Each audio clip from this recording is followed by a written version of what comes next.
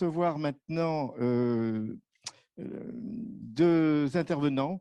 Fabio Di Carlo, qui est paysagiste, enfin qui est architecte à l'origine, mais en Italie, il n'y a pas de diplôme de paysagiste concepteur, qui est architecte, mais paysagiste et professeur de paysage à l'université de Sapienza à Rome. Je crois qu'il peut venir s'approcher, qui va nous parler de comment redessiner poétiquement le futur par l'eau. Voilà, comment, et notamment à travers la ville. Le docteur paysagiste également, Lucio Lorenzo Pettine, qui était étudiant, la thèse a été faite sous la direction de Carlo, la façon de la gestion durable du cycle hydrique dans les paysages urbains, et vous nous parlerez de l'exemple de Palerme en Sicile. Voilà. Alors, l'intervention va se faire avec la traduction, non pas simultanée, mais par morceaux d'intervention. Et Raphaël va nous traduire nos deux invités italiens. Merci, Raphaël, et pour ton investissement. Merci.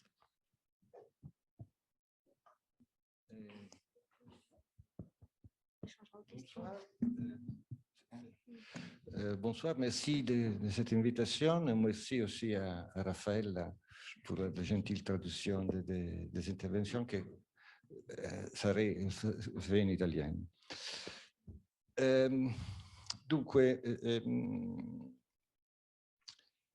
e grazie anche a Volublis per aver tenuto duro su questo progetto di fare questa giornata, di fare queste 2 giornate che appunto sono state molto ostacolate dagli eventi che conosciamo tutti quanti e che ci stanno obbligando a continui rimandi delle cose, ma soprattutto anche a pensare in un modo nuovo tutta una serie di cose. Probabilmente dobbiamo cominciare a pensare diversamente anche rispetto ai problemi dell'acqua.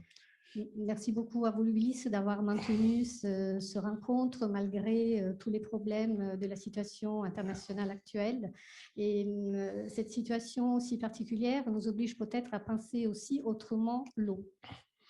Lo abbiamo visto questa mattina che l'acqua è un luogo di conflitto politico e sociale, ma non dobbiamo dimenticare che l'acqua è anche per sua natura un elemento dal forte carattere simbolico, artistico, estetico, e la città e i paesaggi sono nati e si sono trasformati anche sulla base di questi caratteri del rapporto tra acqua e paesaggio, tra acqua e città. Alors, l'eau est un élément de conflit, de négociation politique, mais il ne faut pas oublier qu'elle a aussi un caractère poétique, d'embellissement, et qui a donc un rôle fondateur dans le paysage urbain et dans la ville. Quindi non credo che sia utile a questo dibattito continuare ad elencare solo i problemi, che sono moltissimi, ma al contrario cominciare a costruire un immaginario sulle infinite possibilità per ridisegnare poeticamente il mondo a partire dal progetto dell'acqua. Donc, je pense qu'il est plus intéressant, au fin de ce débat, de ne pas trop s'attarder sur les problématiques liées à l'eau, mais plutôt sur son aspect poétique, sur la façon dans laquelle l'eau peut nous inspirer pour des projets urbains. L'acqua è appunto un elemento consustanziale del progetto, non esiste del paesaggio, scusate. Non esiste paesaggio senza un discorso sull'acqua. Donc l'eau est une partie essentielle du paysage. Il n'existe pas, on ne peut pas parler de paysage sans parler de l'eau. A partire dagli anni '80 c'è stato tutto un filone di architetti, di paesaggisti, ma anche di altri, a partire da Charles Moore, io ricordo nel 1988, fino ad arrivare invece al vostro François Julien nel 2014, che si sono concentrati sul significato della parola paesaggio nella lingua cinese. Alors, il y a nombreuses personnalités qui se sont penchées sur la question du paysage et notamment la traduction du mot paysage dans la culture chinoise. Donc, pour en citer quelqu'un, Charles Moore et François Julien. Donc, c'est une question très récurrente dans la réflexion des années 80, la question du paysage et son interprétation dans la culture chinoise. Allora, nella cultura cinese il paesaggio si scrive con due simboli, con due monogrammi che significano montagne e acqua. E dalla loro contrapposizione dialettica e dalla trasformazione dei rapporti tra di loro si definisce appunto il paesaggio. Alors, le mot paysage en chinois, il s'écrit avec deux idéogrammes qui veulent dire respectivement montagne et eau. Et donc, le paysage se définit par la contraposition de ces deux éléments. Questo è presente in tutta l'arte figurativa cinese, a partire dal 1100 fino ad arrivare quasi ai giorni nostri, dove si rappresenta la contrapposizione dialettica tra le forme rigide e erette della terra e delle montagne, contrapposte alle forme dolci e morbide dell'acqua. Donc, l'iconographie chinoise qui est consacrée à la représentation du paysage est caractérisée toujours par la contraposition de ces deux éléments. Donc, l'élément rigide, la montagne, et l'élément souple, douce de l'eau. L'acqua non ha forma, ma la prende dalla montagna e dalla terra, ma allo stesso tempo erode le montagne e costruisce le piane. Quindi questo rapporto dialettico è molto evidente. Donc l'eau n'a pas de forme, elle prend la forme des montagnes et de la terre, mais en même temps, elle creuse la montagne et la terre. Donc il y a un vrai rapport dialectique qui s'instaure entre ces deux éléments dans le paysage.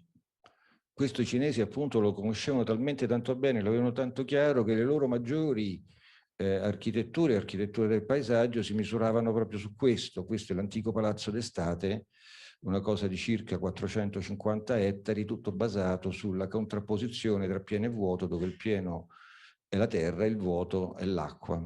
C'est quelque chose de profondément raciné dans la culture chinoise, au point que ça caractérise aussi l'architecture. Donc, on a vu une image d'un palais qui est notamment caractérisé par la contraposition d'éléments durs, bâtis, et d'éléments souples, naturels.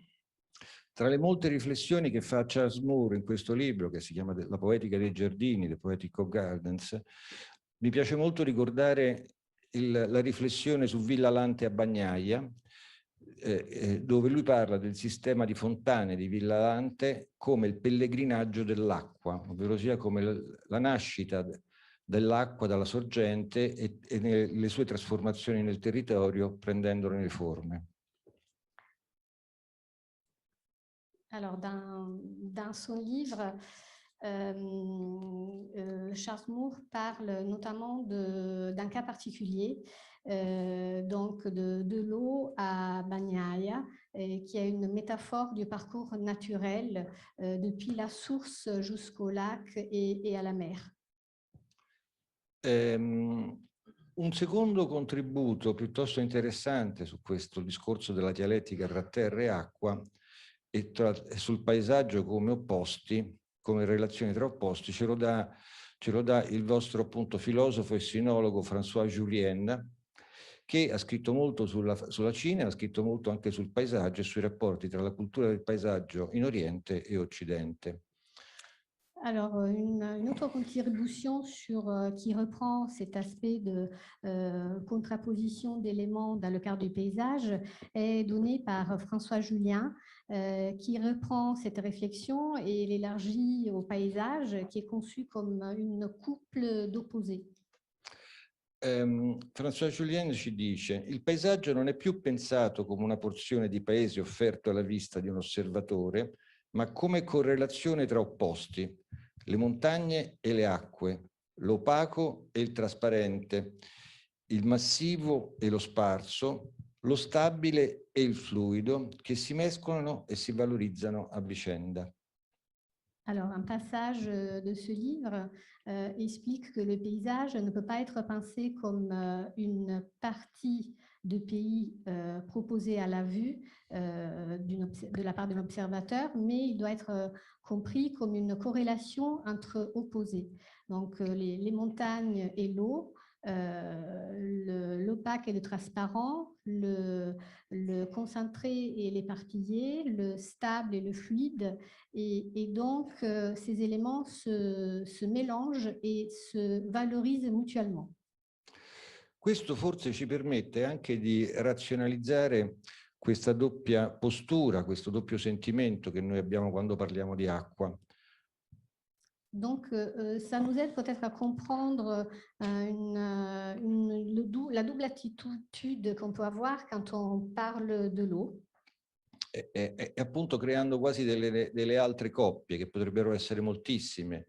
Il benessere contrapposto all'idea di catastrofe, l'acqua come desiderio e l'acqua come preoccupazione, l'acqua come scarsità o l'acqua come eccesso, l'acqua come quantità o come qualità, l'acqua da approvvigionare o l'acqua da allontanare e così via. Il y a nombreux d'autres couples d'opposés qui peuvent être évoqués par l'eau. L'eau peut représenter la contraposition entre bien-être et catastrophe, entre désir et inquiétude, entre pauvreté et excès, entre richesse, quantité et qualité. Et donc, il y a beaucoup d'autres contrapositions qu'on pourrait évoquer. Un altro contributo importantissimo sul discorso sull'acqua e sul progetto dell'acqua, a mio parere, ci viene appunto da un personaggio complesso e ricco come era Ivan Illich, che nel 1984 scrisse questo libro di cui si è già parlato, qualcuno questa mattina lo ha citato, che a mio parere è un caposaldo di una serie di alcune riflessioni e di molte cose che si sono dette anche questa mattina. È un libro importante perché appunto pesca in diverse, cerca informazioni, dà informazioni e riflessioni da diverse prospettive e da diversi punti di vista. Une autre référence très importante est l'ouvrage de Ivan Illich de 1984, dans laquelle il y a nombreux sujets de réflexion qui sont très utiles, qui ont été évoqués plusieurs fois au cours de cette journée et qui peuvent nous aider dans l'interprétation de l'eau au sein de paysages. Molto sinteticamente, Illich ci dice che l'acqua per i greci e i romani antichi era piacere, era relax, era divertimento. Poi invece con le religioni monoteistiche è acquistato un valore di purificazione, un valore religioso, individuale ma anche collettivo. Alors, Illich, il part d'une série de considérations sur le sens et le rôle de l'eau au cours de l'histoire. Donc, pour les Grecs et les Romains, l'eau est essentiellement quelque chose qui est lié au plaisir, à la détente, au divertissement. Par la suite... Questa frase molto bella di Illich: l'acqua che cerchiamo è un fluido che bagna gli spazi interni ed esterni dell'immaginazione. Ma Illich poi ci racconta anche moltissime cose su Roma. Ci dice che ad esempio a Roma nel I secolo d.C. entravano 300 litri di acqua al giorno per persona, perché era stata completata una grandissima rete di acquedotti che portavano l'acqua nella città. Donc, par la suite, il manquait un passage dans l'intervention précédente. Par la suite, avec les religions monothéistes, l'eau est associée souvent à un concept de purification. Donc, l'hygiène personnelle est liée aussi à la purification spirituelle de chaque individu.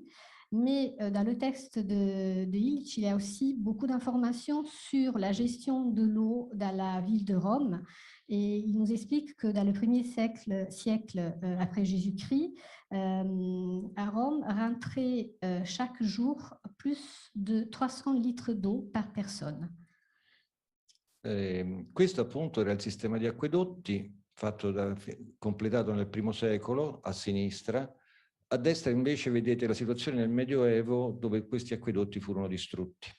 Donc, dans l'image de gauche, vous voyez la situation de l'aqueduc romain à l'époque impériale et l'autre image montre la situation au Moyen-Âge quand les nombreux ouvrages hydrauliques et les aqueducs romains sont pour la plupart détruits. Queste sono soltanto alcune immagini che appunto raccontano del Grand Tour di molti intellettuali del XVIII e XIX secolo che venivano nella campagna romana a vedere i resti di queste grandi strutture e che ancora oggi sono visibili così. Dans les images du Grand Tour, on trouve souvent des représentations des restes des aqueducs romains et des paysages autour de la ville de Rome, caractérisés par ces ouvrages hydrauliques.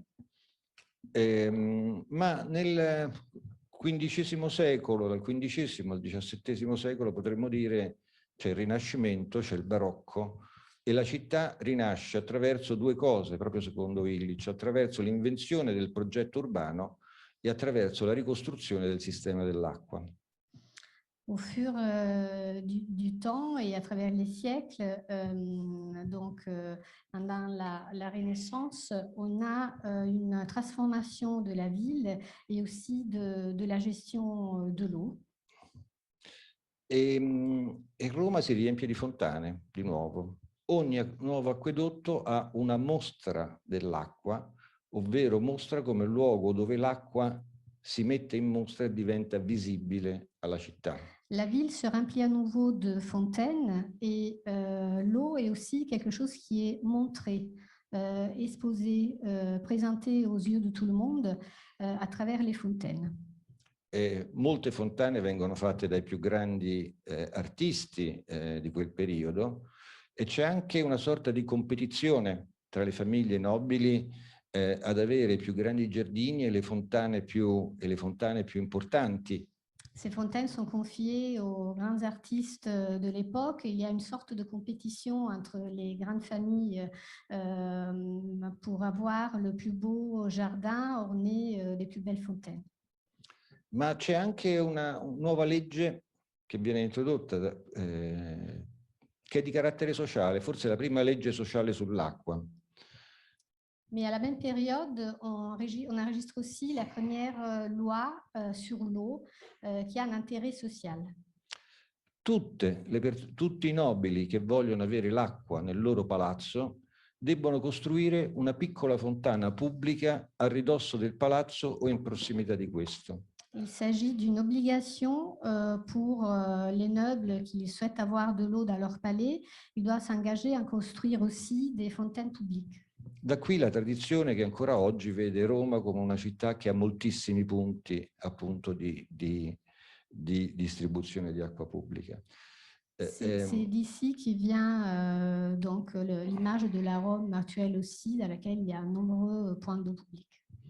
Per tutto il 600, il 700, l'800, questo fatto di adornare le città con grandi fontane come rappresentazione del potere, della ricchezza, ma anche dell'attenzione in qualche maniera verso le popolazioni diventa comune in tutte le grandi capitali, in tutte le grandi città.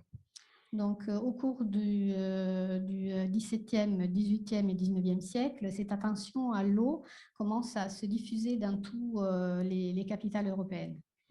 C'è anche un desiderio di sanificazione dopo la prima industrializzazione, per cui appunto la creazione di parchi, di giardini, ma anche di grandi fontane. Après l'industrialisation, ce culte de l'eau, il est associé aussi à une idée de sanification, d'hygiène publique liée donc à l'évolution industrielle.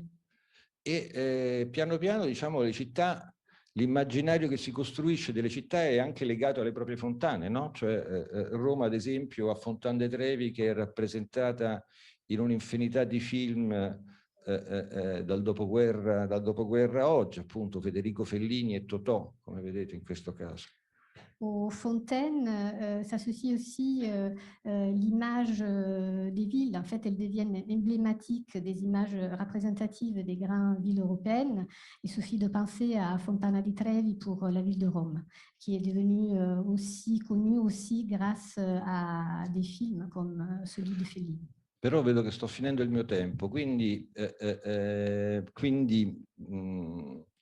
passo molto semplicemente a dirvi una cosa. Dunque avrei dovuto elencarvi cinque linee per lavorare sul paesaggio alla scala del progetto, scusate, per lavorare sull'acqua alla scala del progetto urbano, ma non posso soltanto che elencarvele, perché appunto sono andato troppo lungo col tempo. Donc le temps s'est presque écoulé, donc j'aurais dû vous illustrer les 5 critères pour travailler sur un projet autour de l'eau, mais le temps s'est écoulé, donc on va juste les énoncer l'un après l'autre.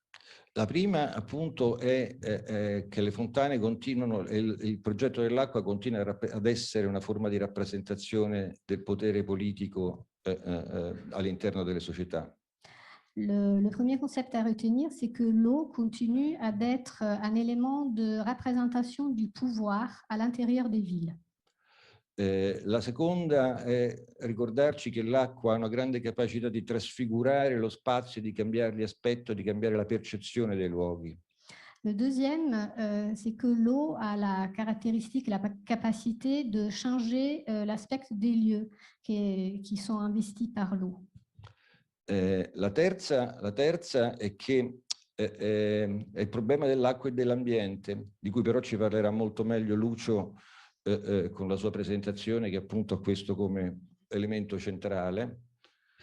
Donc le troisième point important pour un projet de l'eau est le rapport entre l'eau et le contexte, mais de cet aspect, on en dira plus dans la deuxième intervention.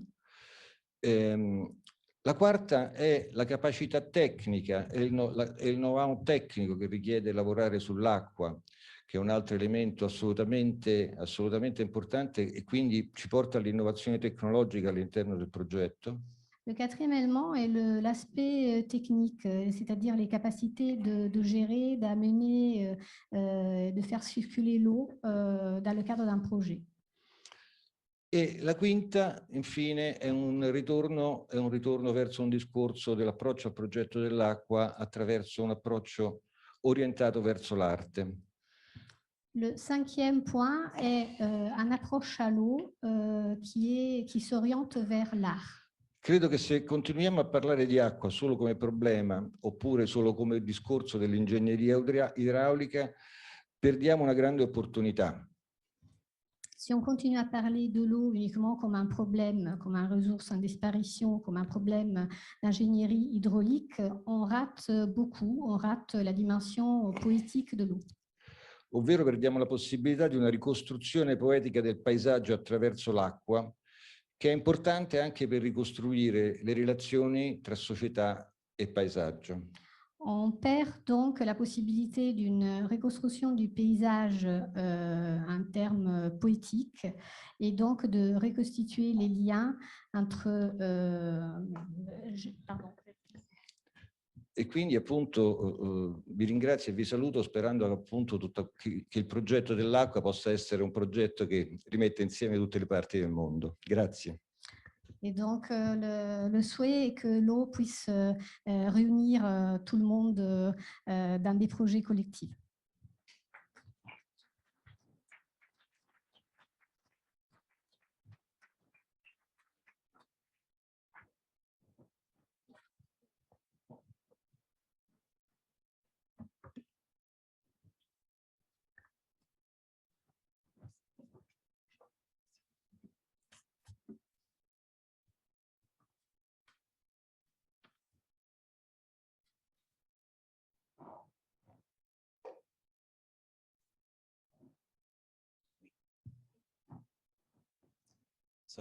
Buongiorno, sono Lucio Lorenzo Pettine. Il mio intervento analizzerà dal punto di vista paesaggistico una delle nuove discipline della gestione del ciclo idrico in ambiente urbano, per l'appunto il Water Sensitive Urban Design di origine australiana. Donc, cette intervention, elle va aborder la question de l'approche paysager à l'eau dans le cadre d'une nouvelle discipline qui est le Water Sensitive Urban Design. Attraverso l'applicazione ad un caso studio vi mostrerò una possibile via per integrare quello che è il lessico paesaggistico del Water Sensitive Urban Design all'interno del paesaggio della città mediterranea. Donc, par le biais d'un cas d'étude, on essaiera de voir quels sont les éléments qui peuvent être mobilisés dans le cadre d'un projet urbain de l'eau, dans le contexte donc du Water Sensitive Urban Design. Ovviamente, come potrete vedere dal titolo, ci si riferisce ad un approccio di tipo culturale che mi fa molto piacere aver visto essere toccato e guardato sotto molti aspetti da molte delle vostre presentazioni oggi. Donc, il s'agit d'une approche culturelle et donc une approche qui a été plusieurs fois évoquée dans les interventions d'aujourd'hui. Il caso studio in questione è situato a Palermo ed è il progetto di una riconversione di una ferrovia in pista ciclabile, in Greenway. Donc, le cas d'étude est situé à Palerme et il s'agit de la reconversion d'un chemin de fer en piste cyclable. Allora, partiamo dal ciclo idrico il ciclo idrico urbano. Che cos'è il ciclo idrico urbano? Il ciclo idrico urbano comprende la circuitazione, il movimento di tutti i flussi d'acqua in ambito urbano e quindi va a comprendere anche tutte le infrastrutture di adduzione, drenaggio et smaltimento. Alors, tout d'abord, une définition. Qu'est-ce que c'est le cycle hydrique urbain? Il s'agit de l'ensemble des cours d'eau qui sont amenés en ville, donc les systèmes d'adduction, de gestion et de Drenaggio. De drainage. Come vedete da queste tre immagini, questi sistemi, queste tecniche, queste tecnologie evolvono assieme alla città, andando a generare di volta in volta nel corso della storia differenti, andando a influenzare in modo differente il paesaggio urbano. Donc, ces trois images montrent comment l'eau peut influencer de façon différente le paysage urbain. Il ciclo idrico attuale della città contemporanea è nato, ad esempio, è nato nella Londra vittoriana ed è stato da lì esportato globalmente in tutto il mondo. Donc, le cycle hydrique urbain contemporain est né à Londres et il a été exporté par la suite partout dans le monde. Rapidamente, questo ciclo idrico è in crisi per molti aspetti, sicuramente dal punto di vista idraulico funzionale, in quanto si tenta di governare le acque su paesaggi urbani sempre più impermeabilizzati. Ce système, il est de façon très claire en crise aujourd'hui et cette crise est liée au fait que le paysage est de plus en plus imperméable. Ed è in crisi anche dal punto di vista ambientale, in quanto una concezione distorta di non concepire l'acqua come risorsa finita va a generare sistemi urbani che causano forti pressioni sia sugli ambienti di prelievo che sugli ambienti di restituzione a valle delle città. Cette crise est aussi liée à un malentendu. L'eau n'est pas suffisamment considérée comme une ressource en voie de disparition et ça a un impact négatif donc sur la gestion, autant du point de vue de la menée de l'eau que de la gestion, de la récupération. Ma questa crisi è anche antropologico-culturale e ecco che ritorna Ivan Illich, ad esempio. Il s'agit aussi d'une crise culturelle et c'est dans ce contexte qu'on revient à nouveau sur la contribution d'Ivan Illich. Divenuta una minaccia, l'acqua viene relegata nel sottosuolo scompare totalmente dal paesaggio urbano e perde il significato che ha storicamente sempre avuto. L'eau, elle est devenue une menace et c'est pour cela qu'elle est cachée, elle est reléguée dans le sous-sol et donc perd complètement l'aspect d'image de ville qu'il y avait eu auparavant. Ora, questo è un gioco di parole in italiano. Persino i luoghi su cui si fondava la vita quotidiana delle città del Mediterraneo legati all'acqua, come questa fontana lavatoio, sono oggi cancellati. Alors même les lieux que traditionnellement étaient des lieux de socialisation liés à l'eau, comme cette fontaine lavoir, aujourd'hui sont complètement décontextualisés. On ne peut plus se rapprocher, c'est isolé complètement cette fontaine. E questo genera nell'abitante della città, cioè la mancanza di riferimento con l'acqua, genera anche comportamenti consumistici. Donc les habitants des villes ne peuvent plus se relationner directement avec l'eau. Et donc il y a des comportements déviés qui sont générés par ça. Ora, in risposta a tutto ciò, negli anni 90 sono nate, grosso modo, negli anni 90 sono nate molte discipline specialistiche per un design urbano, per la gestione sostenibile del ciclo idrico. Donc, à cause de cette crise, il y a une série de disciplines qui sont nées pour réfléchir sur une gestion durable de l'eau. Molte di queste, tra queste vi è anche il Water Sense e Urban Design, applicano un natural-based approach, ovvero un approccio basato sull'imitazione del comportamento dell'acqua negli ambienti non urbanizzati. Donc, nombreux de ces disciplines sont basées sur l'approche à l'eau, le comportement vis-à-vis de l'eau dans les lieux pas encore urbanisés. Dunque cambia totalmente il paradigma, si passa da infrastrutture specializzate, impermeabili, volte verso una rapida espulsione dell'acqua.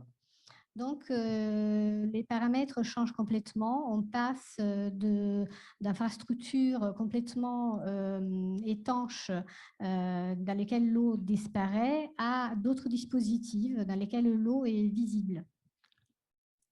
A dispositivi ecologici vegetati che convogliano l'acqua negli spazi aperti e nelle superfici rugose della città per ottenere questi obiettivi di rallentare, infiltrare, trattenere, purificare et riutilizzare quanta più acqua possibile. Donc, il s'agit de mettre en place des dispositifs écologiques qui ont la fonction d'infiltrer l'eau, de la faire pénétrer dans les sols, de l'évacuer de façon plus rapide, et donc des dispositifs écologiques végétalisés qui se trouvent dans des espaces ouverts. Et que, comme vous pouvez le lire, en fait, sont caractérisés par des surfaces rugueuses et qui servent à ralentir, retenir, permettre à l'eau de se réinfiltrer dans le sol et donc de se purifier et d'être réutilisée. Una particolarità di questi approcci è anche la ricerca di restituire centralità all'acqua all'interno dei paesaggi urbani. Un autre élément caractérisant ces nouveaux approches est aussi l'idée de permettre à l'eau de réapparaître dans le paysage, de le marquer à nouveau. Quindi, dunque, al fine di creare una comunità sensibile all'acqua, è fatta esplicita richiesta nella letteratura scientifica di creare paesaggi che mostrino l'acqua. L'ambition est celle de sensibiliser les habitants à l'eau. Et donc, il y a une demande explicite de faire réapparaître dans les aménagements et dans les espaces urbains l'eau. Il faut qu'elle soit visible à nouveau. È una situazione analoga a quello che abbiamo visto con le mostre d'acqua nella precedente comunicazione. Oui, c'est une situation analogue à celle qui a été présentée dans l'intervention précédente. La question delle mostre d'eau, de l'esposition de l'eau dans les fontaines au moment des grands travaux sur les aqueducs romains. Chiaramente c'è un'urgenza di declinare questi approcci all'interno del Mediterraneo.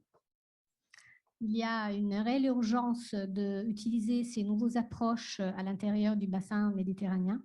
Il problema, il rischio è quello di importare criticamente questi modelli con i loro linguaggi provenienti da oltremare. Il faut importer de façon critique des modèles qui viennent d'outre-mer. Ad aiutarci in questo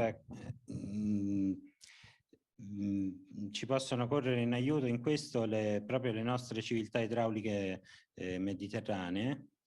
Et les civilisations méditerranéennes avec leur culture hydraulique peuvent nous venir en aide. Ovviamente esistono molti punti di contatto tra il water sensitive, quella che è una water sensitive city e queste civiltà dell'antichità. Ad esempio vi è il concetto di gestire l'acqua in cicli brevi con input energetici interni. Alors, on a remarqué qu'il y a nombreux points de contact entre cette approche water sensitive et des anciennes civilisations, notamment l'idée, la volonté de gérer l'eau dans des circuits courts. Dunque, quello che può essere un cultural based approach avviene con la lettura delle civiltà, dei dispositivi e dei modelli delle civiltà idrauliche tradizionali e una retroinnovazione di questi per integrare e supportare il lessico paesaggistico delle water sensitive city. Donc, une approche possible pour supporter les water sensitive cities peut être celui d'étudier et de réinterpréter sur la base des nouvelles technologies les systèmes hydrauliques traditionnels. È un'occasione per provare questo approccio culturale, l'ho avuta in questo concorso internazionale fatto in 2 fasi per la riconversione della pista ciclabile ad uso Greenway a Palermo. Donc, ce concours international en 2 phases de reconversion d'un espace à une piste cyclable et Greenway a été l'occasion de tester ces approches qu'on vient de décrire. Sui 12 chilometri della pista, scusate, sui 12 chilometri della ferrovia partendo dalla stazione Notarbartolo per arrivare a Monreale, la ferrovia incontra contesti molto diversi. Abbiamo una città consolidata, abbiamo dei quartieri popolari e un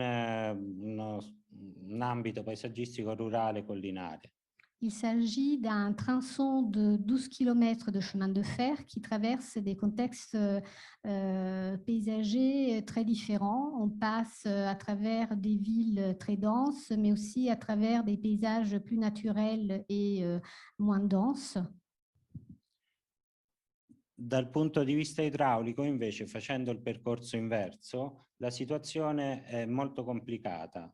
Intere parti di città in questi settori si allagano frequentemente ad ogni pioggia e questo è dovuto probabilmente sicuramente all'impermeabilizzazione del suolo e alla tombatura di vari fossi e fiumi.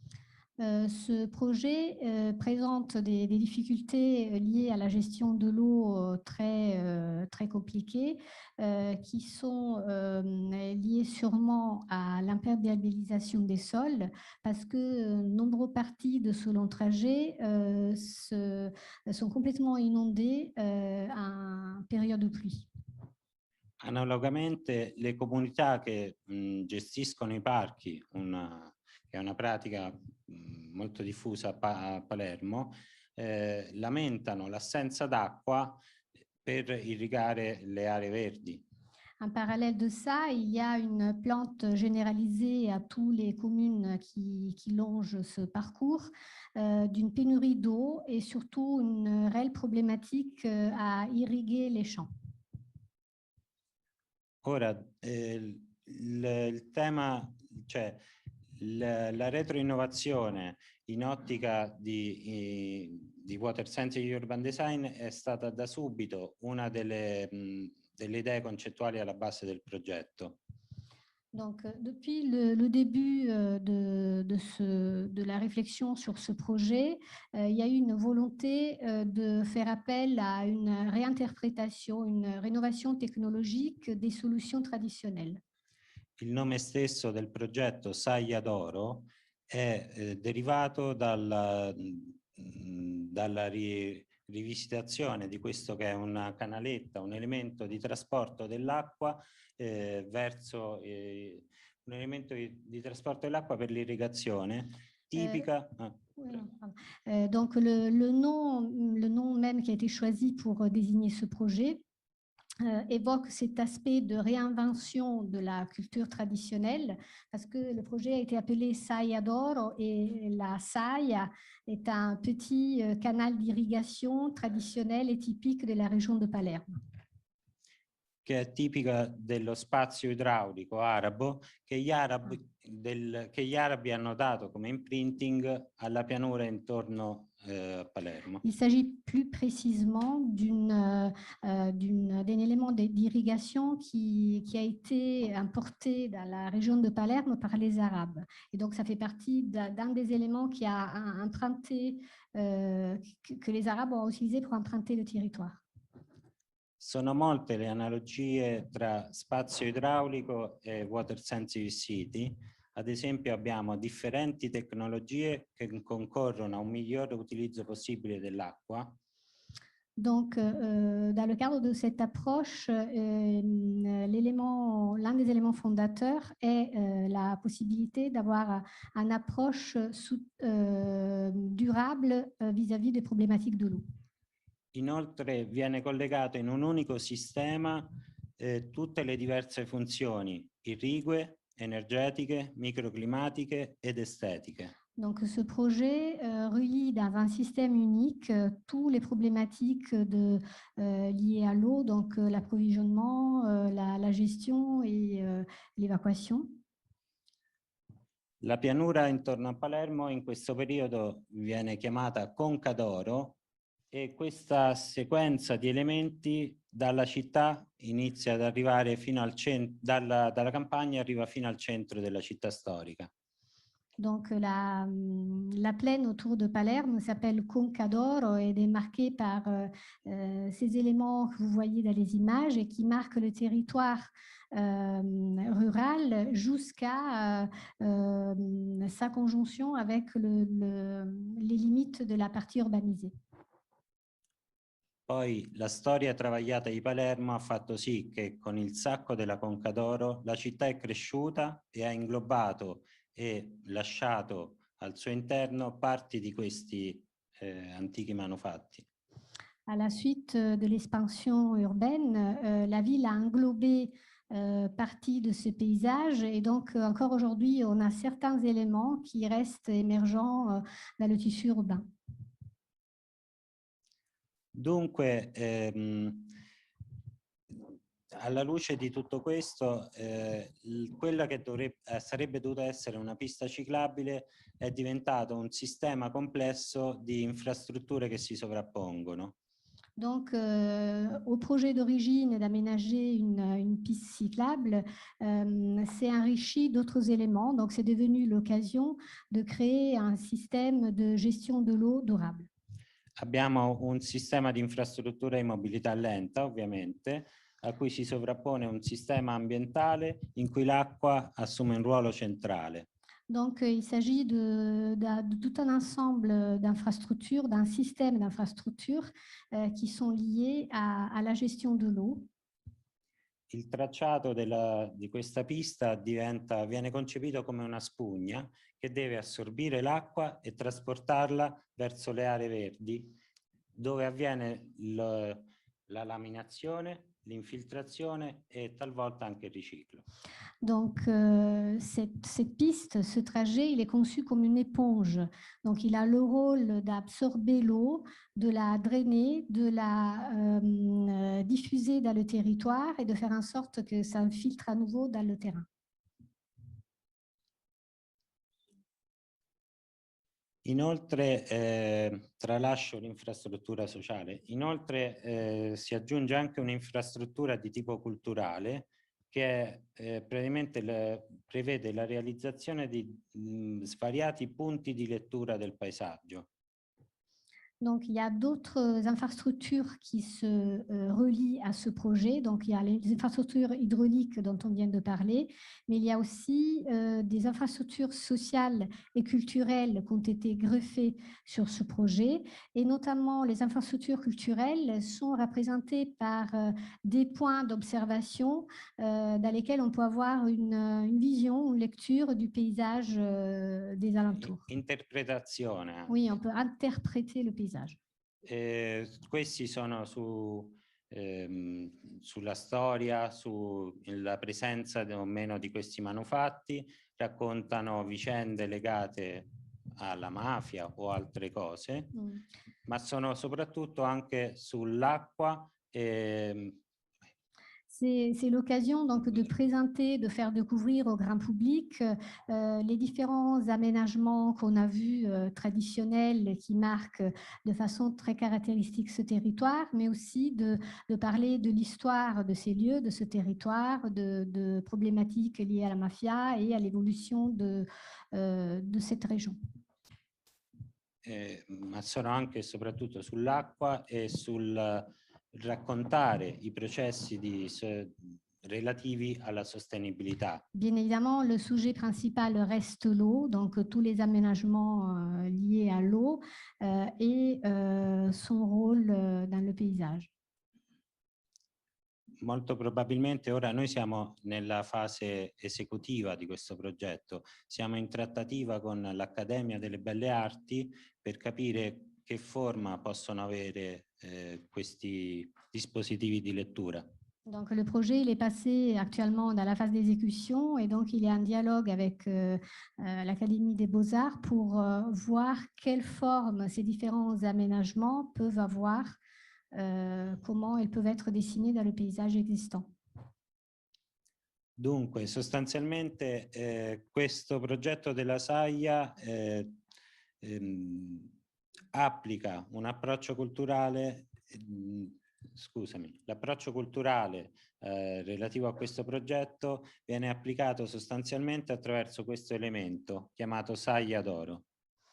Allora, l'approche culturelle dans le cadre de ce projet est reliée de façon essentielle à ce concept de saia d'oro. Esso è un dispositivo lineare in grado di trasportare l'acqua in modo visibile per tratti il più lunghi possibili. La saia d'oro, comme on a vu tout à l'heure dans l'image, est un dispositif pour transporter l'eau, un dispositif linéaire qui peut amener dans le territoire sur des distances importantes. In alcuni casi, a seconda quando la situazione e il contesto lo ha permesso, abbiamo potuto addirittura staccare dal sistema di drenaggio urbano che è collegato alla fognatura e genera i problemi di cui abbiamo visto nelle precedenti comunicazioni. Dans certains cas, il a été possible de détacher ces éléments des réseaux urbains pour éviter les phénomènes d'inondation qu'on a vus dans les premières images de la présentation. Chiaramente questo elemento, come vedete, è composto di due parti, una parte visibile e una parte ipogea. Nella parte ipogea, la parte visibile deve funzionare il più a lungo possibile. Chiaramente a un certo punto l'acqua deve scendere all'interno della parte ipogea dove ci sono i dispositivi di cattura e rimozione dei rifiuti. Donc, ce dispositif, il est caractérisé par deux parties. Donc, une partie extérieure et une partie souterraine. Et il est nécessaire que l'eau, à un moment donné, pénètre dans le terrain pour être filtrée et dépurée. Una seconda strategia di approccio culturale è stata quella invece dell'attuazione di cicli brevi, di cicli idrici brevi. Alors, une deuxième stratégie culturelle est celle de faire appel à des cycles hydriques courts. È stato fondamentale talvolta addirittura deviare il percorso sia della ciclabile che dell'acqua per raggiungere parchi e piccoli giardini pubblici. Dans certains cas, il était nécessaire de dévier le parcours de l'eau et le parcours de la piste cyclable pour atteindre certains jardins qui ont été investis par ce projet. Per attivare poi i processi di infiltrazione e riciclo dell'acqua. Ces détours étaient nécessaires pour activer le processus d'infiltration de l'eau. C'è da dire che proprio sul riciclo abbiamo avuto molti problemi poi nelle fasi di avanzamento del progetto. La question du recyclage de l'eau a été un élément très complexe à gérer en phase de projet.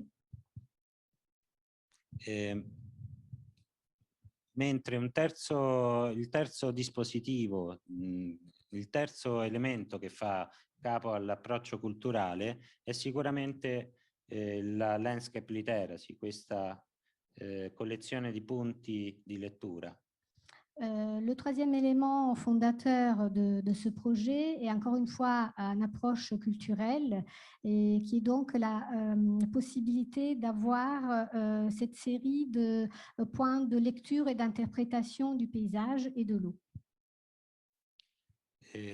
Dove appunto, come ho già detto, viene questa infrastruttura puntuale allo scopo di informare e rendere cosciente la comunità sulle dinamiche.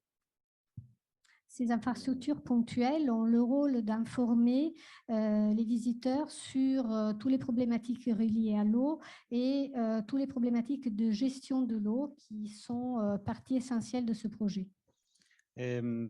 Concludo l'intervento facendo un riassunto. In sostanza questo approccio culturale può da un certo punto di vista andare a rafforzare queste correnti come il water sensitive urban design. Donc sûrement, d'un certain sens, l'approche culturelle peut renforcer l'approche water sensitive. Sì, attraverso l'uso di modelli, lo studio di modelli simili. Par le biais d'un travail d'étude de modèles similaires qui peuvent être intégrés. Da un altro punto di vista può essere utile per integrare queste correnti di sostenibilità del ciclo idrico all'interno del paesaggio urbano della città mediterranea. Deuxièmement, il s'agit d'une approche qui peut être utile pour intégrer au sein du tissu urbain de la ville méditerranéenne des dispositifs de gestion durable de l'eau. E infine può dare anche una nuova prospettiva alle stesse conoscenze idrauliche tradizionali. Molte di queste sono addirittura tramandate oralmente, quindi può essere occasione di sistematizzare tali conoscenze. Il s'agit aussi d'une occasion très importante et rare de pouvoir résumer et d'un certain sens préserver et transmettre la culture hydrique typique de ces lieux qui est pour une grande partie transmise essentiellement d'une façon orale. Et donc ce projet est aussi et encore une fois une occasion d'effectuer une approche culturelle ultérieure d'analyse, d'études et de transmission d'un savoir qui risque d'être perdu. Merci beaucoup. Merci.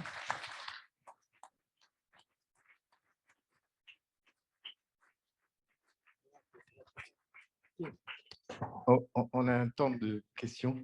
Ce qui me fascine depuis ce matin, depuis l'intervention de Thierry Pacaud et d'autres dans l'après-midi, et Ivan Illich et H2O ont été cités 3 fois, 4 fois dans la journée, avec des choses qui étaient préparées à l'avance, donc ce n'était pas un complot.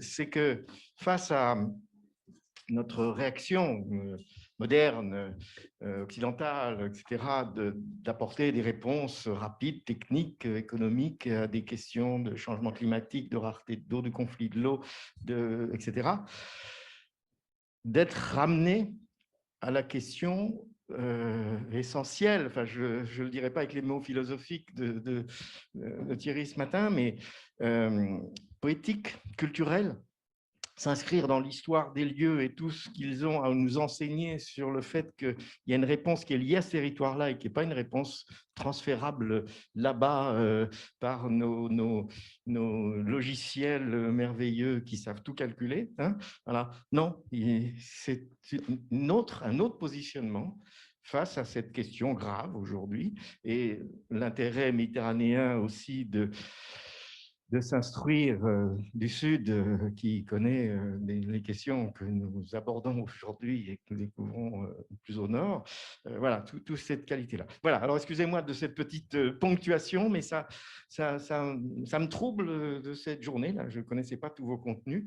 Voilà. Est-ce qu'il y a des questions? Enfin, ça me trouble, ça m'émeut. Thierry, je sens une envie de parler.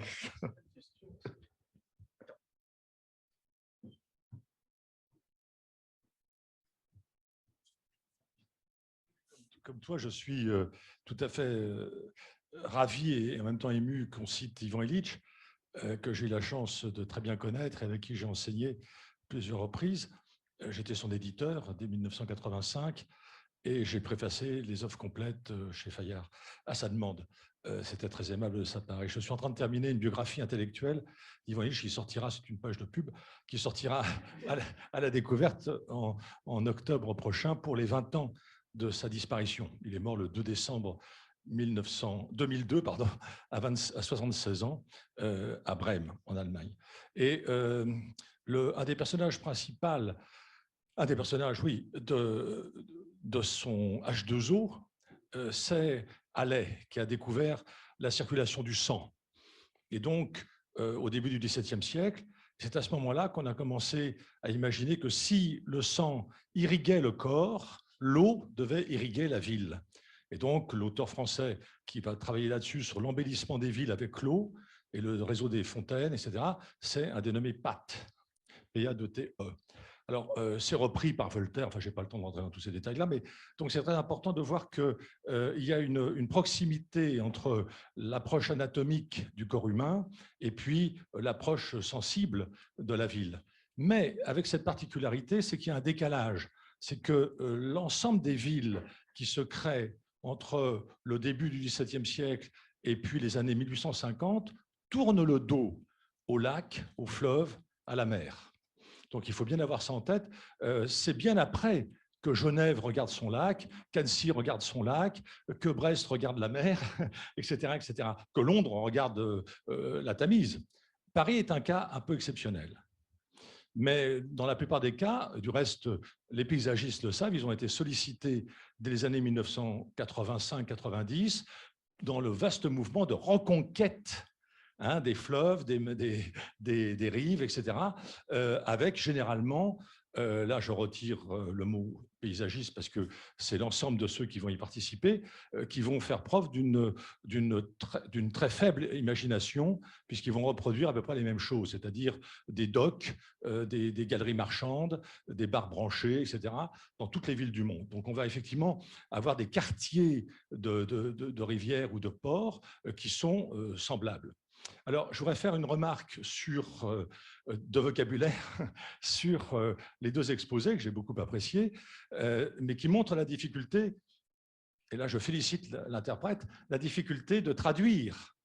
Parce que le mot paysage urbain, par exemple, dont j'ai raconté l'historique dans mon essai sur le paysage, apparaît pour la première fois en 1891 en langue française, dans le roman de Georges Rodenbach qui s'intitule « Bruges la morte ».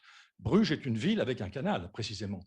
Donc, on voit bien leur lien entre le paysage urbain pour la première fois où il apparaît et le fait qu'il y ait un fleuve qui traverse la ville. Alors, le mot ne prend pas trop en France, du reste, à ce moment-là. Il faudra attendre l'après-Seconde Guerre mondiale pour qu'on parle plus généralement de la notion de paysage urbain. Et les architectes, les urbanistes, les paysagistes ne disent pas « je fais un paysage urbain », ils disent « je fais un parc dans une agglomération, etc. etc. » Donc, ce mot est très connoté, hein, une explication très précise. Et le mot paysage, qui apparaîtrait dans la langue française au début du XVIe siècle, va être propagé par l'école de Fontainebleau, où il y a des Italiens, où il y a des Flamands, en 1519, qui sont invités par François Ier pour justement être des peintres. Et le mot paysage est d'abord un terme du vocabulaire des peintres. Il ne faut pas l'oublier. Donc, quand on parle du paysage pour la Chine, montagne haut, il faut l'associer à toute une série d'autres éléments que Augustin Berg va indiquer dans son livre « Les raisons du paysage ». Pour qu'il y ait du paysage, il faut que dans la langue, il y ait un mot pour le dire. Il n'y a pas de mot paysage en grec. Donc, il n'y a pas de mot paysage en français avant le début du XVIe siècle. Alors, est-ce que la chose peut exister sans le mot? Ça, c'est une question épistémologique fondamentale. Hein. Mais si je reviens à Augustin Berg, il faut qu'il y ait donc un mot dans la langue, il faut qu'il y ait un traité du paysage, il faut qu'il y ait une sensibilité au paysage, et il faut qu'il y ait une réalisation paysagère. Donc, vous voyez, il y a des raisons pour que ça puisse fonctionner, ce qui explique que longtemps, le paysage est une affaire chinoise. Et puis, c'est bien plus tard que ça va se généraliser à d'autres pays. Maintenant, la référence de François Julien, en France, là je vous le signale pour vous, en France, il est très contesté. D'abord, sa qualité, sa maîtrise du chinois est remise en cause par son collègue un peu hargneux, un Bilter. Et puis, on a d'autres travaux qui montrent que, en particulier, le philosophe chinois Watsushi, qui a écrit en 1835 Fudo, qu'on traduit en français par milieu et qui est traduit en français par Augustin Berg, remet les pendules à l'heure, j'allais dire, sur cette notion même de montagne haut. Ce n'est pas si simple. Ce qui est essentiel dans montagne haut, et on l'a très bien vu dans la projection de certaines estampes chinoises ou japonaises, c'est pareil, ce qui est essentiel, c'est l'antre. C'est-à-dire ce qui distingue la montagne de l'eau. Et dans ces représentations picturales où il n'y a pas de perspective, la différence du schéma français depuis la Renaissance, on a une toute autre approche. Voilà. Donc, je crois que si on veut avoir une réflexion sensible sur le paysage, et il faut qu'on l'ait, il faut qu'on revienne à cette géohistoire des idées, à cette circulation des notions et à la difficulté qu'il y a à les traduire, évidemment. Ça me semble fondamental. Voilà. Je vous dirai d'autres choses demain soir. Oui, aussi. Oui. Merci Thierry. Donc, ce n'était pas une question, mais il y a des questions, je pense.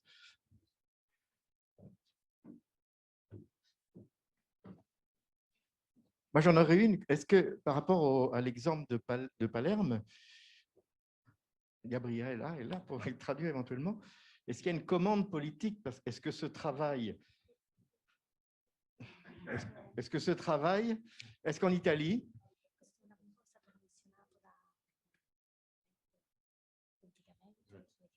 il y a une commande politique dans ce sens-là, ou est-ce que c'est votre réponse à une commande plus banale qui est particulière?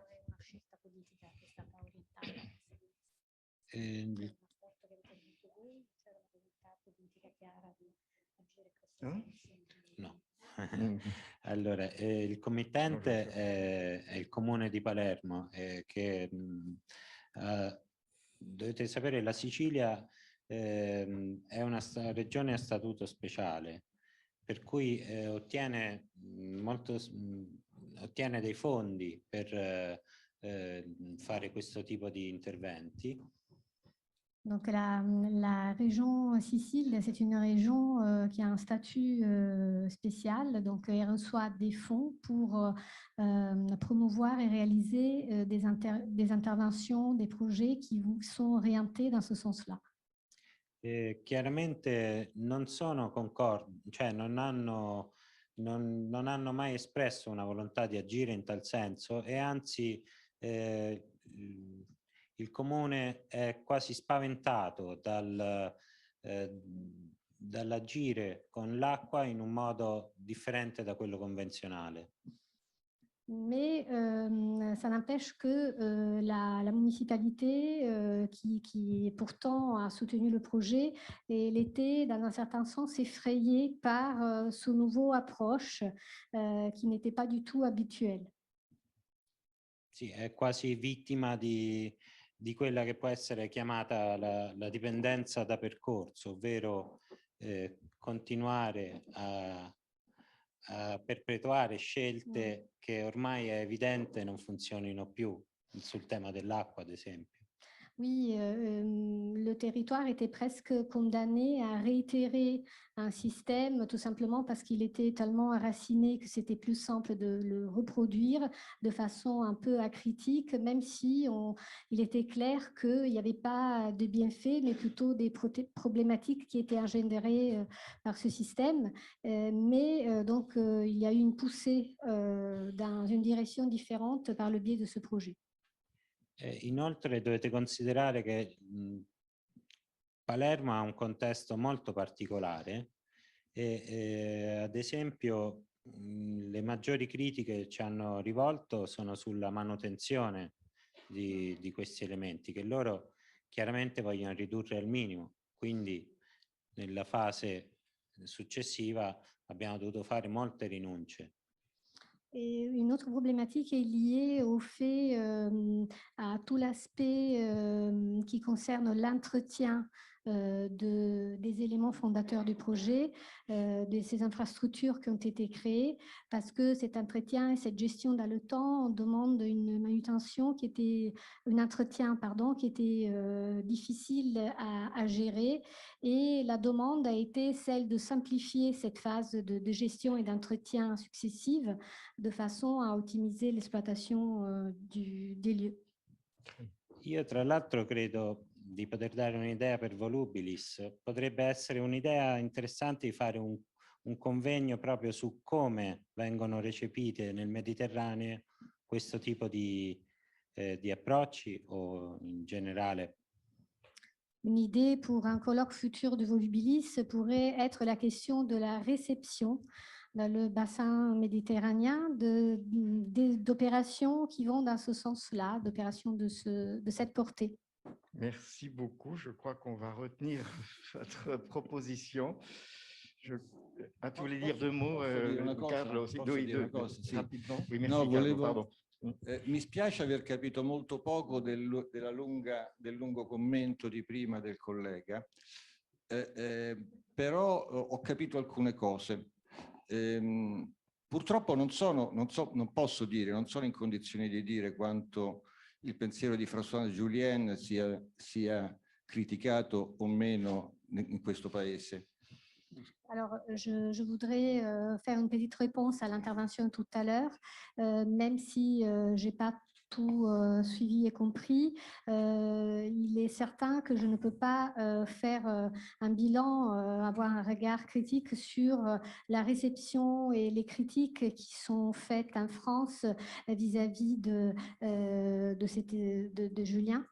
Ma questo discorso della dialettica acqua e montagna, acqua e terra nella cultura cinese è dibattuto da circa 40 anni in tutta la cultura della storia del paesaggio e della teoria del paesaggio in Europa, in America e in molti luoghi. Mais cette opposition entre montagne et eau est sûrement un élément qui est largement débattu depuis 40 ans dans la culture et dans la réflexion sur le paysage partout en Europe. Io in questo momento ho circa 40 studenti cinesi a Roma, con i quali dialogo molto spesso su questi temi e ho capito una cosa, che c'è un discorso importante di contrapposizione o dialogo tra il modello antropocentrico europeo e invece un modello basato più sulle dinamiche naturali che è sicuramente orientale. Alors actuellement, j'ai environ 40 étudiants chinois dans mon cours universitaire et à travers des dialogues récurrents avec eux, je retiens et je comprends qu'il y a une vraie dialectique, une vraie confrontation entre le modèle anthropocentrique européen et le modèle emprunté à la nature qui vient de l'Orient. Quindi non si tratta, secondo me, da un punto di vista culturale di lasciare il passo all'Oriente, ma di trovare una giusta integrazione tra modelli di sviluppo compatibili per un futuro dell'umanità dentro la natura, perché la natura continuerà a vivere, ma noi potremmo anche non vivere più. Alors, il ne s'agit pas de laisser la place au modèle chinois et oriental, mais il s'agit plutôt de trouver une troisième voie, un équilibre entre ces deux approches pour permettre une vie de l'homme dans la nature. Parce que de toute façon, la nature, elle va survivre à l'homme.